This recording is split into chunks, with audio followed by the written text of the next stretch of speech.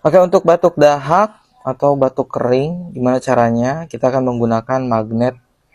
Nah, ini magnet cakra namanya. Dengan keilmuan sujok terapi energi cakra. Jadi kita menggunakan mikropor ini untuk nempel magnetnya itu. Nah, yang putihnya itu di atas, kemudian kita tempel di sini ya, Kak. Nah, langkah kedua, kita tempel magnet yang kedua, ditempel kisaran di sini. Nah, kuningnya di atas.